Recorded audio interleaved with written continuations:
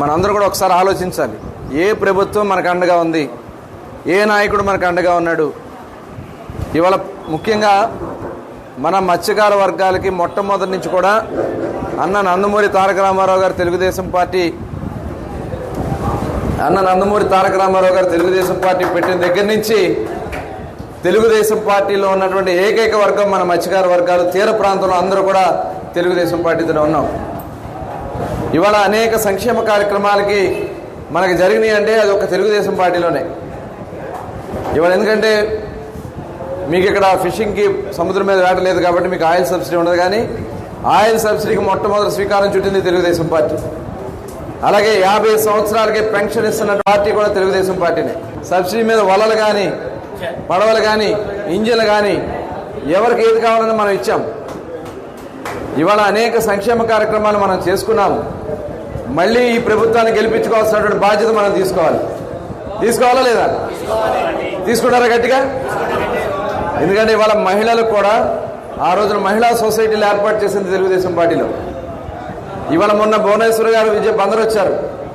బందరు వస్తే ఆవిడని అడిగాను, ఎందుకంటే మీరు మహిళల పక్షాన్ని మీరు మాట్లాడుతున్నారు కాబట్టి మత్స్యకార మహిళలు, ఎందుకంటే మగవాళ్ళు ఏటకెళ్ళి వస్తే ఆడవాళ్ళు మార్కెటింగ్ చేస్తారు, వాళ్ళకి ప్రత్యేకంగా సబ్సిడీ మీద రుణాలు ఇవ్వాలని చెప్పి వారితో మాట్లాడితే ఖచ్చితంగా నేను చంద్రబాబు నాయుడు గారితో చెప్తానని చెప్పి వారు కూడా హామీ ఇవ్వడం కూడా జరిగింది.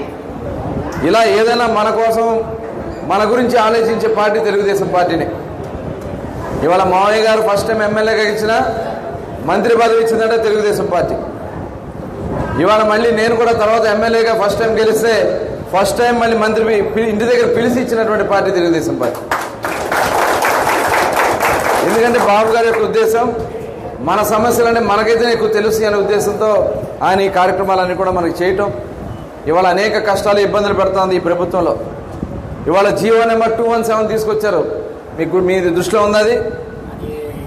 ఎక్కడైనా సరే ఇప్పుడు మన అన్ని ఎక్కడున్నా మన అందరూ కూడా మన వర్గాలకు అన్యాయం జరిగినప్పుడు తిరగబడాలి.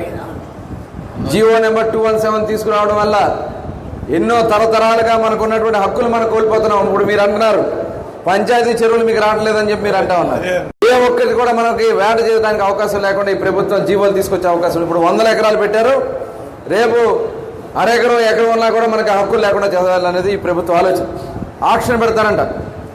ఆక్షన్ పెట్టేస్తే వేరే వాళ్ళు వచ్చి దాంట్లో ఎంటర్ అయిపోతే ఇంకా మన బతుకులు ఏం కావాలి? తరతరాలుగా హక్కులుగా ఉన్నటువంటి మన చెరువులు హక్కులు కోల్పోతే మన సొసైటీలు ఏం కావాలా? ఇవాళ మీరు మన సొసైటీకి ఇప్పుడే చెప్తా ఉన్నారు 200 మంది సభ్యులు ఉన్నది, ఇవాళ 90 మందికి దిగిపోయారని. మరి దాన్ని పెంచాల్సినటువంటి అవసరం ఉంది. ఆ కుటుంబంలో ఉన్న వాళ్ళని సభ్యులుగా చేర్చుకోవాల్సినటువంటి అవసరం ఉందా లేదా? ఆ వచ్చినటువంటి ఆదాయాన్ని అందరూ సమానంగా పంచుకోవాల్సినటువంటి అవసరం ఉందా లేదా? ఇది అన్ని చోట్ల ఉంది ఈ సమస్య. ఖచ్చితంగా మన ప్రభుత్వం వచ్చిన వెంటనే మీరు సభ్యులుగా ఎంతమందిని చేర్చుకుంటారంటే అంతమందిని చేర్చుకోవడానికి అవసరమైతే ఒక స్పెషల్ జీవో తీసుకొచ్చైనా ఆ కార్యక్రమాన్ని మనం చేసుకుంటాం. దాంతోపాటు ఇప్పుడు చెరువుల గురించి కూడా చెప్పారు. నందివాడ ఒకటి, లింగవరం చెరువుల గురించి కూడా చెప్పారు. తప్పకుండా రేపు వెంకటేశ్వరరావు గారు, రాము గారు, అలాగే శ్రీనివాస్ గారు, శ్రీకాంత్ గారు ఆధ్వర్యంలో మనకి ఇక్కడ పంచాయతీ చెరువులు ఏదున్నా సొసైటీకి వచ్చే విధంగా చేసే కార్యక్రమాన్ని కూడా తప్పకుండా వాళ్ళు కూడా చేస్తారని వాళ్ళు కూడా హామీ ఇవ్వాలని నేను ఒకసారి చెప్తా ఉన్నా. ఈ రాష్ట్రంలో జగన్మోహన్ రెడ్డి ప్రభుత్వం వచ్చిన తర్వాత అన్ని వర్గాల్ని, ముఖ్యంగా బాబు వినాలి అందరూ ప్లీజ్. ఇప్పుడు ముఖ్యంగా ఈ రాష్ట్రంలో తెలుగుదేశం పార్టీతోనే బీసీ వర్గాలన్నీ ఉన్నాయనే ఉద్దేశంతో జగన్మోహన్ రెడ్డి వచ్చిన దగ్గర నుంచి మన మీద ఒక కక్ష సాధింపు కార్యక్రమాలు చేస్తూ ఉన్నాడు. ఎందుకంటే తెలుగుదేశం పార్టీలో ఉన్నటువంటి బీసీ నాయకత్వాన్ని అణిచేయాలని. ఇవాళ మనం చూసాం ఎర్రనాయుడు గారు మరి ఆ రోజున కష్టపడితే మన బీసీలకు ఒక గుర్తింపు తీసుకొస్తే అచ్చెన్నాయుడు గారు ఆయన పక్షాన ఇవాళ నిలబడి ఉత్తరాంధ్ర నుంచి మనం అధ్యక్షుడిగా పెట్టుకుని అసెంబ్లీలో పోరాడుతూ ఉన్నాడు. దాని మీద ఆయన మీద ఒక కేసు కట్టారు, అక్రమంగా కేసు, ఆయన సంబంధం లేని కేసు కట్టి 74 రోజుల పాటు జైల్లో పెట్టారు ఆయన. అలాగే అయ్యన్న పాత్రుడు గారు 67 ఏళ్ల వయసులో నిజంగా ఆయన దాదాపు ఇప్పటికే 10 సార్లు దగ్గర ఎమ్మెల్యేగా పోటీ చేసి గెలిచినటువంటి వ్యక్తి. మరి ఆయన మీద ఒక రేప్ కేసు, 67 ఏళ్ల వయసులో రేప్ చేస్తారండి ఎక్కడన్నా? ఆయన మీద రేప్ కేసు పెద్ద వయసులో. అట్లాగే ఇంకా యనమల రామకృష్ణుడు గారి మీద, మరి నా మీద ఒక హత్య కేసు పెట్టారు. తెలుసా మీకు ఆ విషయం? హత్య కేసు పెట్టిన 54 రోజులు రాజమండ్రి జైల్లో పెట్టారు. వాళ్ళు అనుకున్నారు తెలుగుదేశం పార్టీలో ఉన్న నాయకులు లోపల పెడితే ఇంకా తెలుగుదేశం పార్టీలో ఉన్న బీసీ వర్గాలు ఫినిష్ అయితే పార్టీ ఫినిష్ అవుతుంది. కానీ జైలు నుంచి మొట్టమొదటి బయటకు వచ్చిన రోజు దగ్గర నుంచి పోరాటం మళ్ళీ స్టార్ట్ చేసుకున్నాం. అది బీసీ లీడర్షిప్ తెలుగుదేశం పార్టీలో ఉంది. ఇవాళ చూసాం తోట చంద్రయ్య, మాచర్లలో తోట చంద్రయ్య అని చెప్పి ఒక సగర ఉప్పురకు సంబంధించినటువంటి వ్యక్తి, సామాజిక వర్గాలకు సంబంధించిన వ్యక్తి. అతను మాచర్లలో బ్రహ్మారెడ్డి అని చెప్పి అతను పార్టీలో ఇన్ఛార్జిగా ప్రకటించిన తర్వాత ఒక ర్యాలీ తీశారు. ఆ ర్యాలీ తీస్తే ర్యాలీలో చాలా యాక్టివ్గా పాల్గొన్నాడు. అతను యాక్టివ్గా పాల్గొన్నాడని చెప్పి తెల్లారి అతను ఇంటిలోంచి బయటికి లాక్కొచ్చి, అక్కడ ఎంపీపీగా చేసే వ్యక్తి ఇంట్లోంచి బయటికి లాక్కొచ్చి పీక మీద కత్తి పెట్టి నువ్వు పార్టీ మారి జై జగన్ అనమన్నాడు. నేను జై జగన్ అన్నని చెప్పి జై చంద్రబాబు నాయుడు అంటే కత్తి పెట్టి పీక్ కోసేస్తారు అక్కడ. ఇవాళ ఎంత దారుణాలు చూడండి, నడి రోడ్డు మీద ఆ వీడియోలు బయటకు వచ్చినాయి. ఇలా ఎన్నో. ప్రొద్దుటూరులో ఒక చేనేత వర్గానికి చెందినటువంటి నందం సుబ్బయ్య అనే వ్యక్తిని సోషల్ మీడియాలో వాళ్ళు చేసిన అవినీతి మీద పోస్టులు పెట్టాడని చెప్పి అధికారుల ముందే నడి రోడ్డు మీద హత్య చేశారు. అతను భార్యను కూడా దగ్గర రానివ్వకుండా, పక్కనే ఉంది భార్య, కుటుంబ సభ్యులు రానివ్వలే, కనీసం ఆ బాడీని తీసుకెళ్ళడానికి కూడా మనుషులు లేకుండా చేయాలని వాళ్ళు ప్రయత్నం చేశారు. నిన్నగాక మొన్న ఒక నెల 2 నెలలు అవుతుందేమో, రేపల్లలో అమర్నాథ్ గౌడ్ అని ఒక 15 సంవత్సరాల 10th క్లాస్ విద్యార్థి వాళ్ళ అక్కని ఏడిపిస్తున్నారని చెప్పి ఆ విషయం ఇంట్లో చెప్పాడు. కాలేజీలో వెళ్తా ఉంటే అమ్మాయిని ఏడిపిస్తా ఉన్నారు మరి అంటే వాళ్ళందరూ వెళ్ళి వాళ్ళ ఇంట్లో అడిగారు. తెల్లవారుజామున అతను ట్యూషన్కి వెళ్తా ఉంటే 5:30 గంటలకి రోడ్డు మీద ఆపేసి సైకిల్ మీద పడేసి గడ్డిమావ పక్క లాక్కెళ్ళి నోట్లో అతను చదువుకు బ్యాగ్లో ఉన్నటువంటి కాగితాలు చింపి నోట్లో కుక్కి కాళ్ళు చేతులు కట్టి పెట్రోల్ పోసి తగలబెట్టేశారు. ఎంత దారుణాలు చూడండి ఈ రాష్ట్రంలో. చెప్పాలంటే చాలా ఉన్నాయి. ఇలాంటివన్నీ కూడా కొన్ని వందల మందిని పొట్టను పెట్టుకున్నారు. మళ్ళీ మన వర్గాన్ని కాపాడింది మనం కాపాడుకోవాల్సినటువంటి అవసరం ఉంది. ఇవాళ స్వేచ్ఛగా బయటకు వచ్చి మాట్లాడగలుగుతున్నామా? మీ గుడివాడలోనే ఉంది కదా గడ్డం బాబా, ఉన్నాడా గడ్డం బాబా? 20 ఏళ్ళు చేశాడు. 27 ఎమ్మెల్యేలుగా ఇక్కడ ఎమ్మెల్యేగా చేసి ఏమన్నా చేశారా? మంత్రిగా 2.5 సంవత్సరాలు ఈ గుడివాడికి ఏమైనా తీసుకొచ్చారా? ఆయన సంపాదించుకోడు. మా బందర్లో కూడా ఉన్నాడు ఒక సన్నాసి. ఆ సన్నాసి కూడా ఇదే పని, రోజు టీవీలో కనపడతాడు, పొద్దున్న లెగ్గానే టీవీల్లో. ఇవాళ దోచుకున్నారు, మట్టిలో దోచుకున్నారు, భూముల్లో దోచుకున్నారు, అన్ని ఇసుకలో. చివరికి దొంగ పట్టాలు కూడా ఇచ్చి డబ్బులు అమ్ముకోవాలని చూశారు బందర్లో. అవన్నీ బయట పెట్టాం. ఇవాళ ఏదో రకంగా ఆయన పోటీ చేసి ఓడిపోతాడని భయం వేసి కొడుకుని పెట్టాడు. ఏదో రకంగా దొంగదారులైన కొడుకుని అందరం ఎక్కించాలని ప్రయత్నం చేస్తూ ఉన్నాడు. ఇవాళ ఒకసారి ఆలోచించాలి. ఇవాళ అందుకనే ఈ అరాచక ప్రభుత్వం పోవాలనే జనసేన పార్టీ అధ్యక్షుడు పవన్ కళ్యాణ్ గారు కూడా బయటకు వచ్చి తెలుగుదేశం పార్టీ జనసేన కలిసి మేము పోటీ చేస్తామని చెప్పారు. ఇవాళ జనసేన తెలుగుదేశం పార్టీ కలిసి ఎక్కడ ఇబ్బంది వస్తుందని చెప్పి రకరకాలుగా ఆయన మీద కూడా వ్యక్తిగత విమర్శించడం, ఇవాళ ఎన్నికలు కూడా జరగకుండా చేయాలని అనేక రకాలుగా ప్రయత్నాలు చేయటం.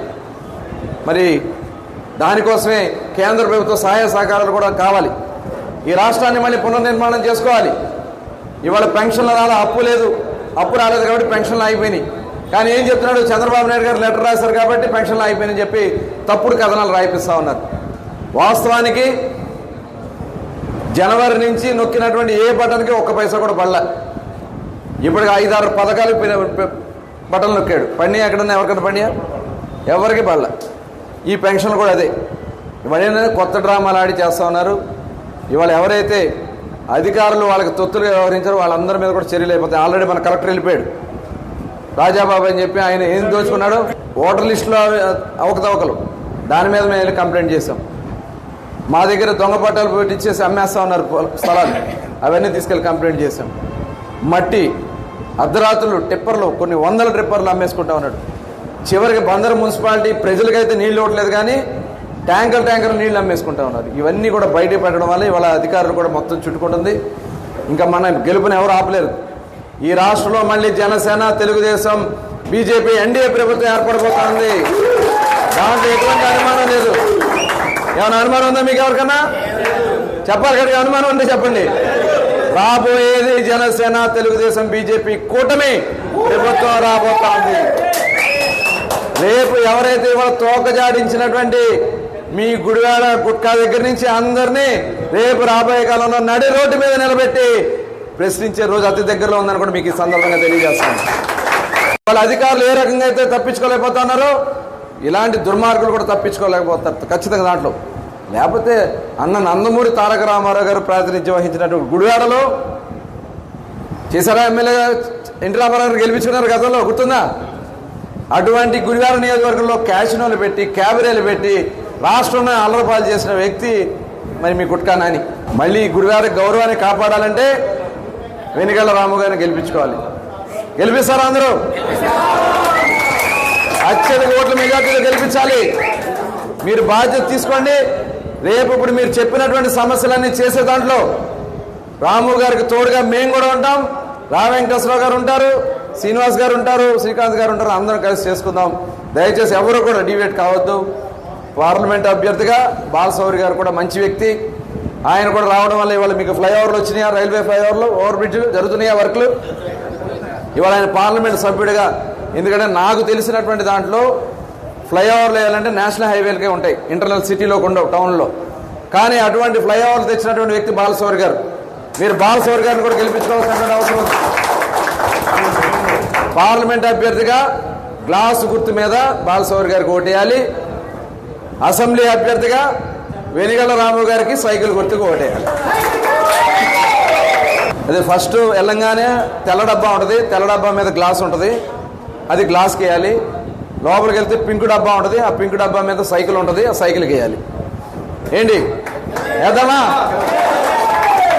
ఓకే, అందరికీ సైకిల్ గుర్తుకే మన ఓట్లు, సైకిల్ గుర్తుకే మన ఓట్లు, గ్లాస్ గుర్తుకే మన ఓట్లు.